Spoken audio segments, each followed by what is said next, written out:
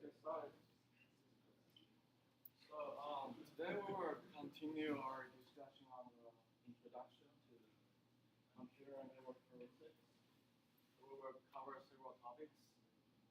We will discuss two types of computer investigation and forensics, the difference, and how we can switch from one to the other, and some principles of computer forensics, such as rules of evidence, which is also called the laws of evidence, because we want to present the evidence to the court, so we have to follow certain rules. And the concept of chain of custody, so what we have to follow to make sure the court can accept the evidence. Then we will do the first in-class exercise. So for the in-class exercise, there is no grade, but everyone has to do that exercise and submit the report after class. Why is there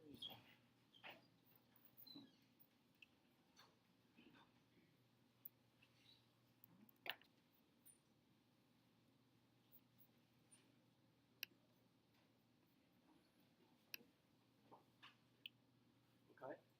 So basically, there are two types of computer and network investigation.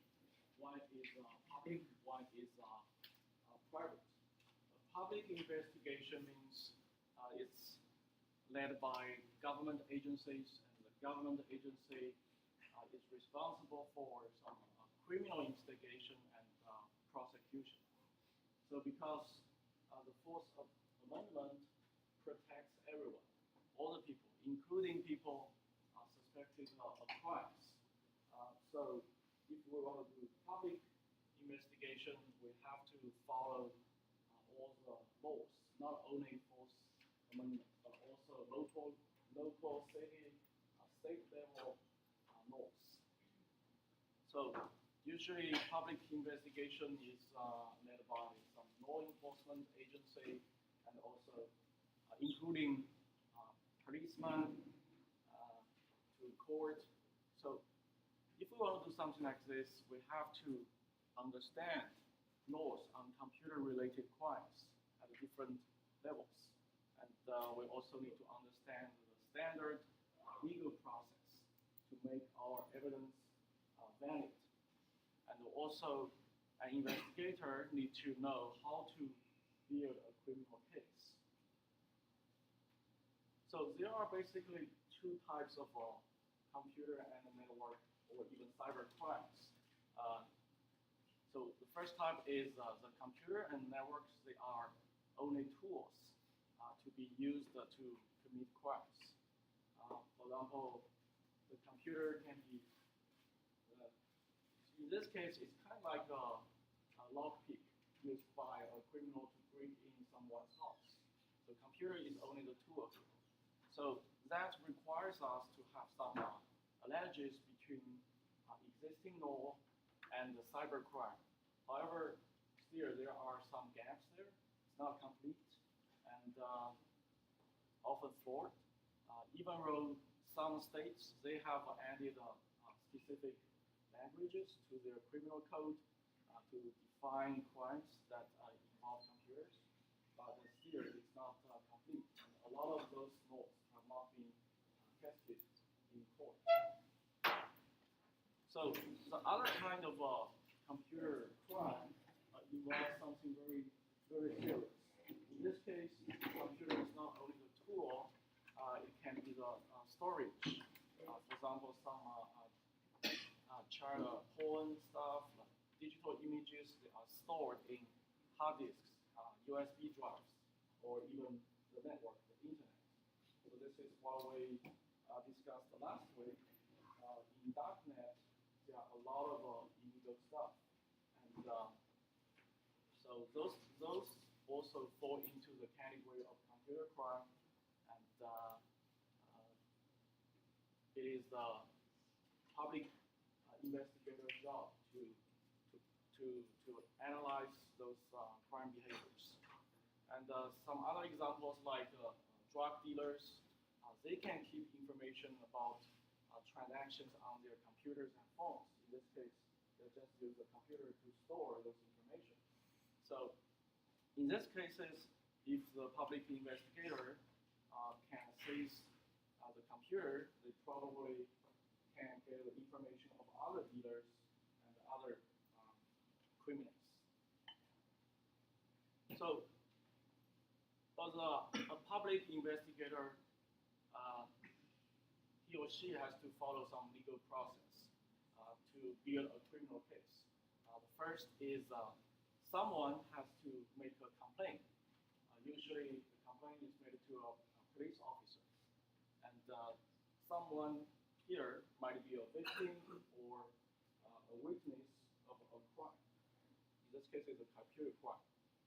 Then a specialist, usually this is a forensic expert, will investigate this complaint because usually the police officers do not really have this expertise to do forensic analysis. So there are some specialists who will handle this case. And after those specialists handle those cases like this, they will collect evidence and work with prosecutors to build a case, collect evidence, and present to the court. So this is the basic 3 stages in this legal process. However, what we are studying in this class, we are more like the second step. We are like the forensic experts.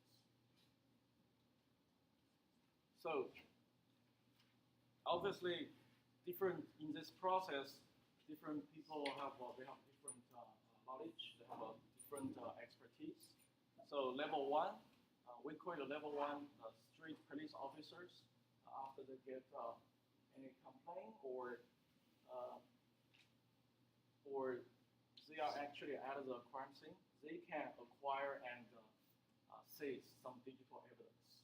However, probably they don't have the ability to analyze that. So they will give to detectives who is able to manage some high-tech investigations and teaching the investigators what to ask for. So he's managing the whole investigation. And the computer forensic expert basically is people who got trained in classes like this, and they will use their expertise to retrieve some digital evidence, followed by the detective's instructions. So there is another type of computer investigation, not for public, but just for private sectors. So in this case, private investigation deals with some private companies, private organizations, which means these organizations are not governed directly by criminal law or Fourth Amendment. So they are just governed by some internal policies, some organization policies that defines how employees should behave and conduct their work in workplace.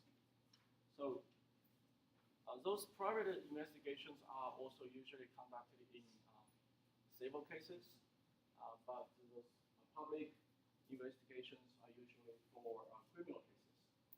However, a civil case can escalate into a criminal case, and also a criminal case can be reduced to a civil case. So, but in order to do those transition, we have to make sure all those evidence collection procedures were strictly followed, so the transition can be very smooth.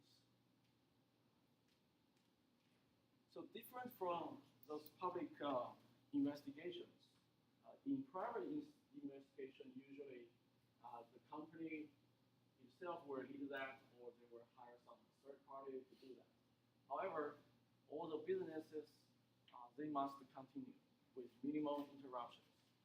They cannot afford losing their business. That is usually their goal. So this is different from public investigation. And also, there are all kinds of computer crimes inside a company or organization. Email harassment, falsification of data, gender, age discrimination, embezzlement, which is very popular in small companies, where the owner trusts the employees or even family-based, and employees can also steal information of the company and try to sell to other companies. So whoever, as long as they have access to the corporation's computers and network, they could be they could commit some kind of crime that deserve an investigation. So organizations, they usually can do something to help prevent and address computer crimes. Usually they have to establish some policy, and those policies should be very clear so all the employees can understand that. And ASU has something like this too. When you log into an ASU's computer, it always gives you a banner saying what are your obligations, what do you have to follow using this computer and using the network. So this is actually very important. This is not just a banner. With this banner, the corporation, they can seize any company computers. They don't need a what is that called? Warrant, or they don't need a search warrant to search any company computers. But if it's not a company computer, it's a personal computer, things will be a little bit different and very complicated. So usually companies, they have different policies to distinguish personal and company computer properties. But things are getting very, very complicated now because a lot of companies now are encourage the employees to bring their own devices to work, and also software tools like robots, those kind of things synchronize your personal documents and also your work documents to the same device. It makes things very complicated. So in summary, the public investigations search for evidence to support criminal allegations, and the private investigations search for evidence to support allegations of abuse of company's assets. But it can also escalate to criminal complaints. So that's why we have to follow the procedures carefully, so to make the transitions very smooth if necessary. So the first important concept of this course is called rules of evidence or laws of evidence. They are important, and there is a whole book about this. There's a federal rules of evidence. So this rule is not only talking about computer crimes, but all kinds of crimes. But here we only talk something closely related to the rules closely related to computer crimes.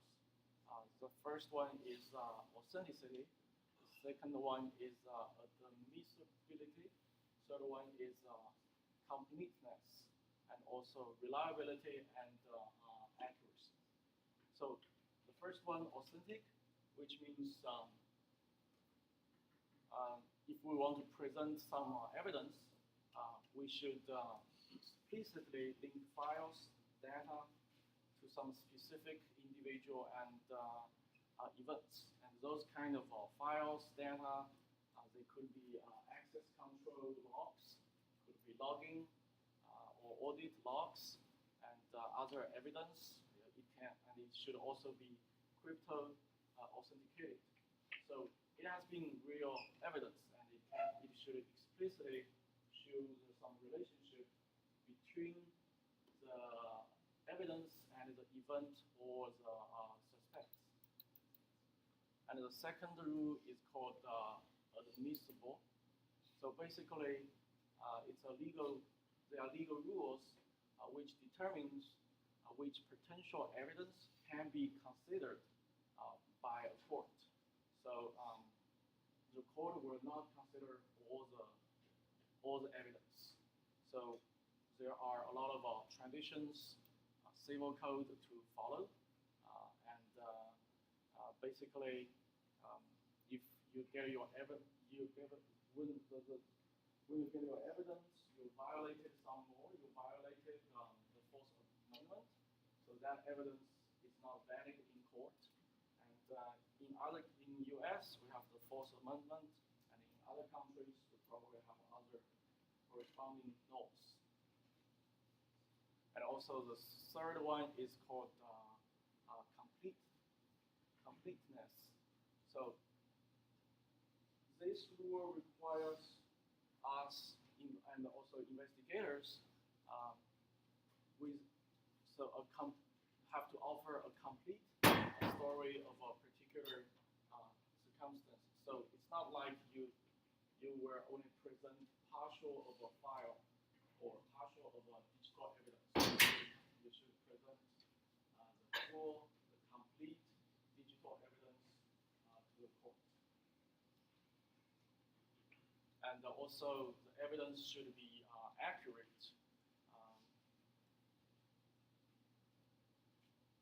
Reliability of computer process, not data content.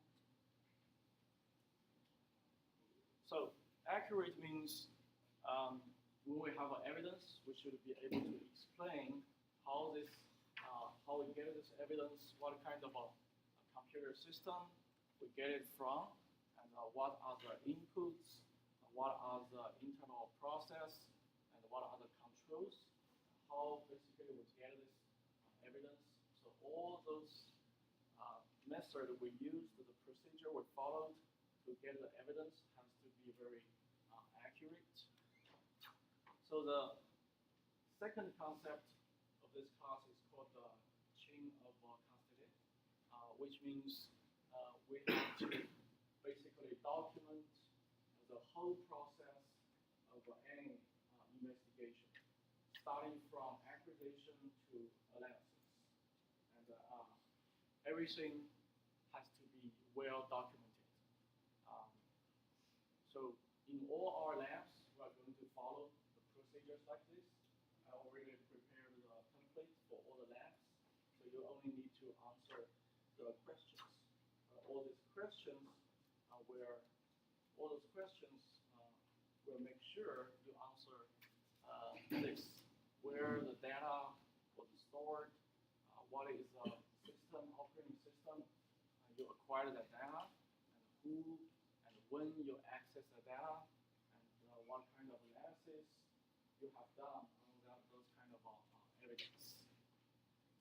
So the basic reason we have to follow chain of custody is we have to show that the integrity of the evidence and the data was preserved, and so the court can accept something like this. So basically, we need to route the evidence takes from the time an investigator finds it until the case is closed or goes to court.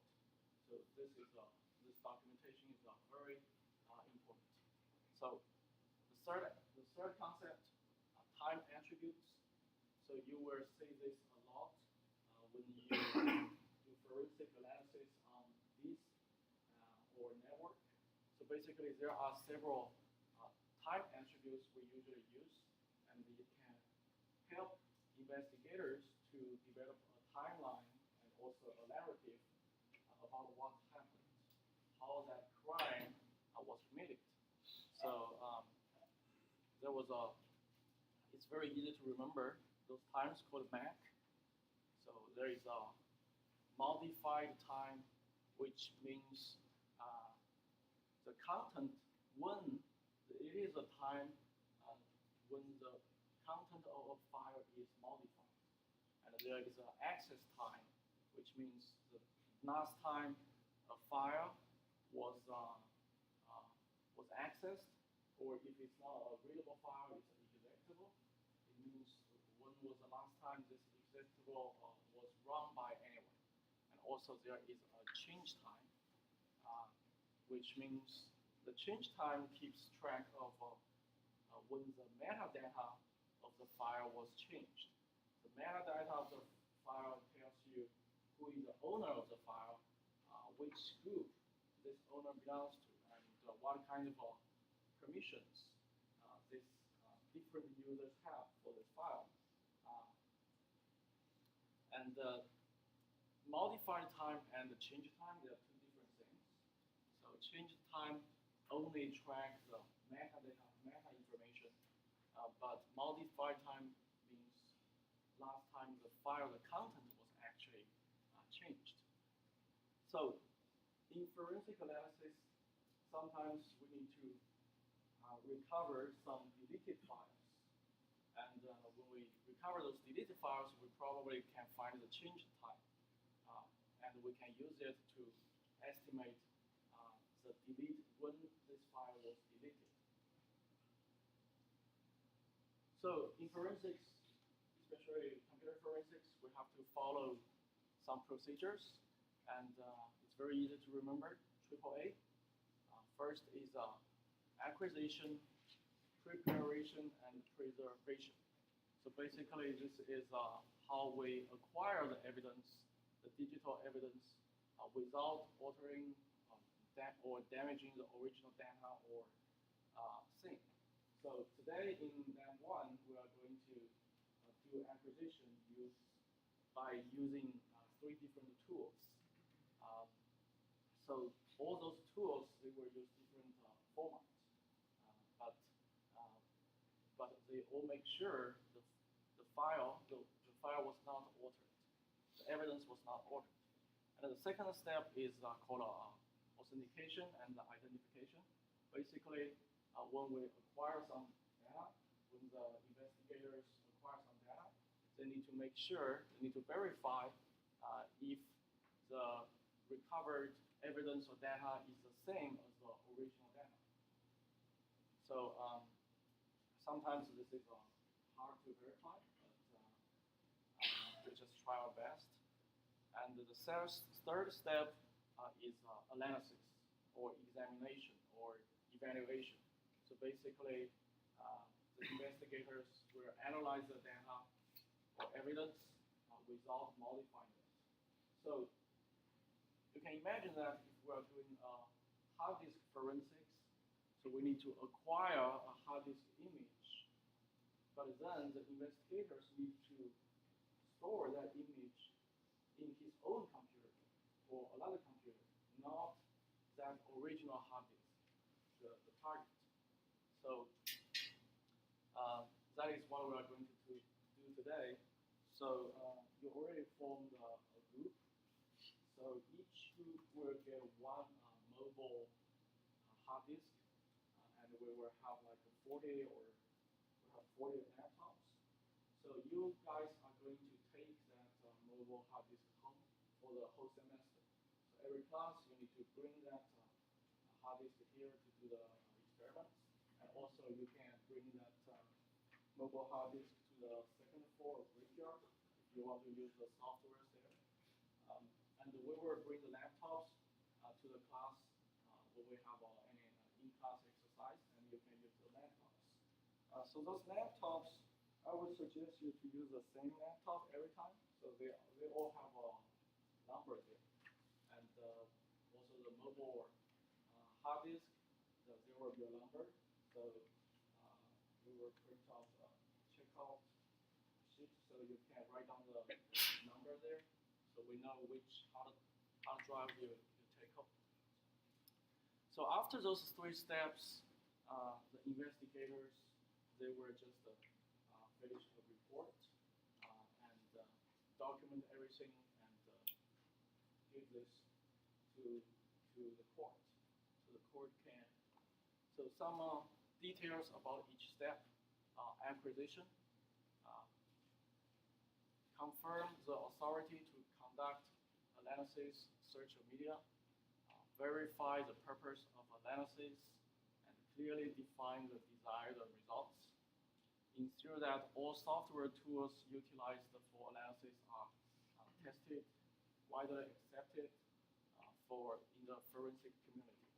So the tools you are going to use today are ProDiscover, FTK, and DB. They are all widely accepted. So DB is a Linux utility, so some of you may have used it. FTK is like a commercial tool. FBI usually use that. And in acquisition, we need to make a forensic exact image of that target media. Authentication, so basically protect the integrity of the evidence, maintain control until final disposition, booting, and verify the forensic image. So how can we verify the image was not modified? For example, during transmission, something like that. How can we verify that? Digital signatures. Okay. Other ways? Timestamp. But timestamp is the metadata you can change, right? So I have an image on one investigator's laptop, and I want to move that to another investigator's laptop. How can I make sure this image is not modified, is not copied? Always have a copy of the original one so you can verify what changes were made. How do we do that? Compare bit by bit? Yes, we had to. So basically, we can use hash functions. So you can generate a digital digest. Fingerprint. Yeah, it can also be called a fingerprint. Basically the same thing. So I'm surprised that those who took my network security class don't know the answer, because we talk about this a lot. Isn't digital signature? I know it's hash functions. So digital signature is different from hash functions. Digital signature is part of the public key crypto system. Yeah, but technically you can use it for the same thing, but it will be much slower. Hash could be very fast. But like you said, the best way to do that obviously is bit by bit verification. If you use a hash function, it is possible that there is a called a conflict. So two different images, they have the same hash value. But usually we can apply several different hash functions on the same image. We can calculate the MD5 and also SHA-1, and the chances for two different hash functions to generate the same hash value on two different things are very, very low. So in the analysis step, the investigators they have to do a lot of things. First, in their preliminary investigation, they should at least know what kind of operating system this suspect is using, and what kind of hardware it is, what kind of peripheral devices are there, what kind of softwares are running in the system, what kind of services are running in the system, what kind of applications, and also if it's a live system, what kind of process running there. And for traditional hard disk forensics, the file system is the key. We need to analyze what kind of files are there, but also what files, is there any hidden files or deleted files we can recover. And some of the files, it could be encrypted or password protected. then the investigators will use all kinds of ways to crack the password or crack the crypto algorithm. And also need to know the network architecture, what kind of network devices are in the system, and how they are talking with each other. And some of those uh, some of those tasks could be very challenging because when you acquire a digital evidence from a criminal, anything could happen. That hard disk might be formatted several times, and you are just trying to recover something, and it could be totally encrypted. So last class we talked about the guy behind the guy behind the Silk Road. So he was arrested in San Francisco um, last year, several years ago. So he was in a coffee shop, and when FBI identified him in the coffee shop, what they did is they tried to get his laptop as soon as possible so he cannot close the lid. Because the FBI knows as soon as that guy closes the lid, the computer will go into hibernation and everything will be encrypted. So it will be very hard for the FBI to recover everything from that hard disk. So what they did is they grabbed that guy and grabbed the computer, laptop as fast as possible. So I think you can find that story online. And also a lot of cases, the hard disk, the digital evidence could be intentionally corrupted or unintentionally. Sometimes it may be involved with another terrorist attack, and there might be other things to wipe the disk. So there are all kinds of evidence, but we are just trying, as an investigator, forensic investigator, we are just trying to recover as much information as possible. So the last part, reporting and documentation, basically you just have to document everything. Which investigator analyzed what at what time, and why you analyze that, and all the screenshot, everything you can get, put it into the report. And that is what I want you guys to do in all the labs. So the in-class labs, the in-class experiments, you don't have to do this.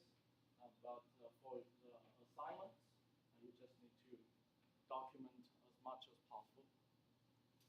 So these are the 4 steps of our forensic process. And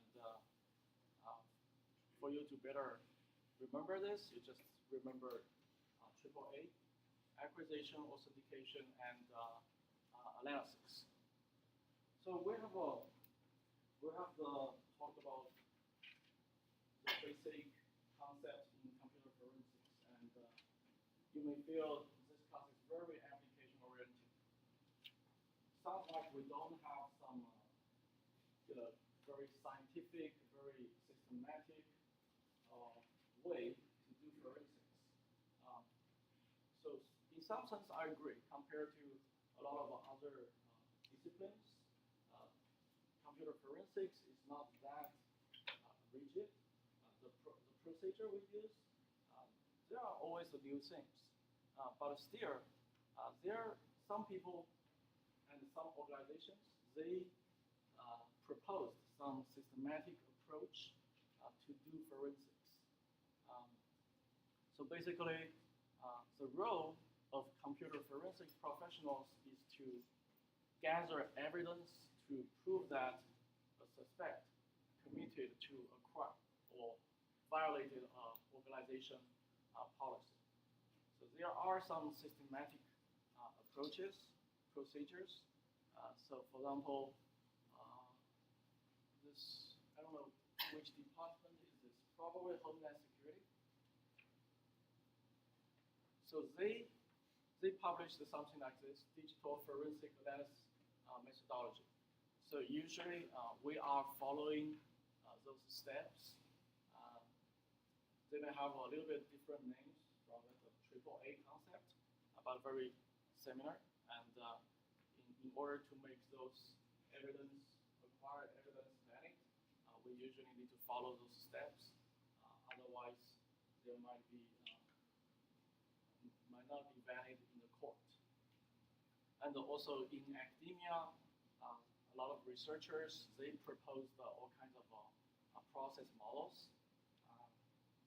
They are very similar, all follow that AAA steps with some twists here and there, but basically the same thing. And this is another model. So basically, this is cascading, trying to go back to previous steps. So this is a little bit like the software engineering model you saw before, probably. So we're not going to use this kind of models in our exams. So basically, all of them follow AAA and systematic. This kind of a systematic approach: initial assessment, planning, preliminary design, checklist, resource determination, evidence acquisition, authentication. Some add the risk identification and mitigation there because we don't know what kind of evidence we're talking about. There might be some risk and investigation, evidence analysis, recovery, and report. So we were referred to this figure many times in this class, and this is what we are going to use for this class. So now I'm going to hand out this Landbook 1 instructions, and the TAs are supposed to be here. So yeah, I think they are going to be here very soon. So as soon as they're here, we can start working on that one.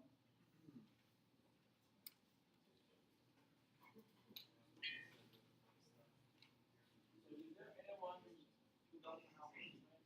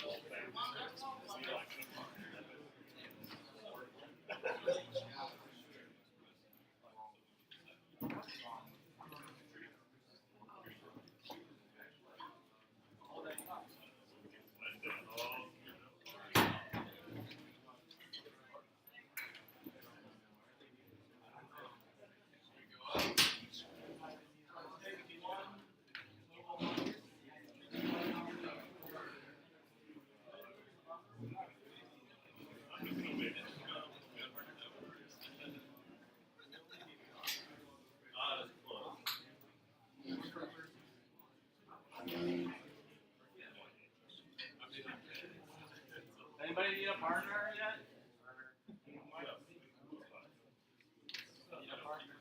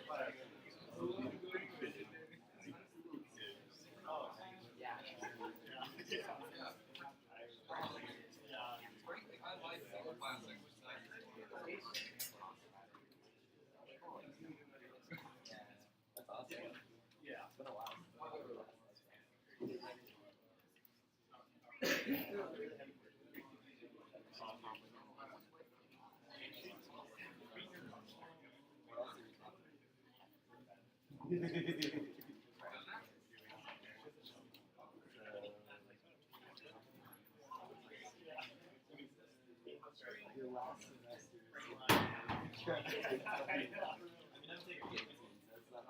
you're not one of them.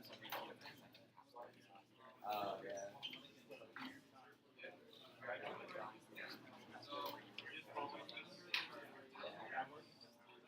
I got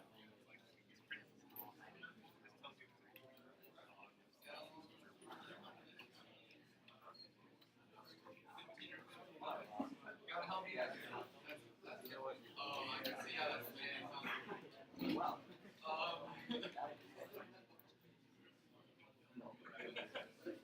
I'm gonna say 15. I'm gonna say 15. Yeah, I'm done. I think it's 15.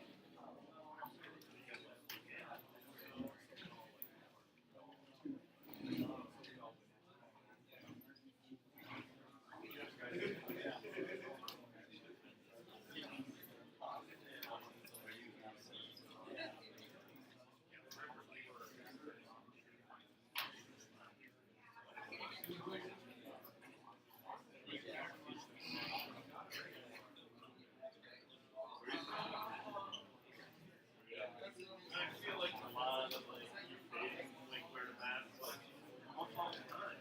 Like you know what I mean? Like some people think it's sort of like a solution thing, like it can happen or you actually like it. I think it's really you got to count on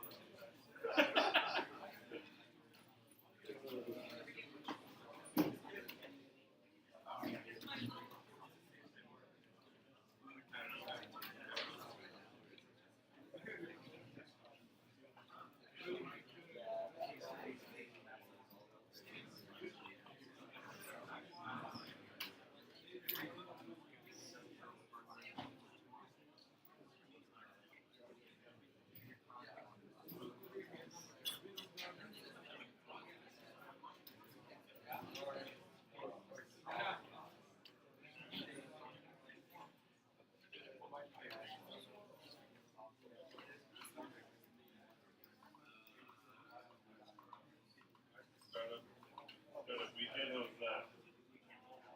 just pickle, rich up. It's gonna be fun. No, I don't.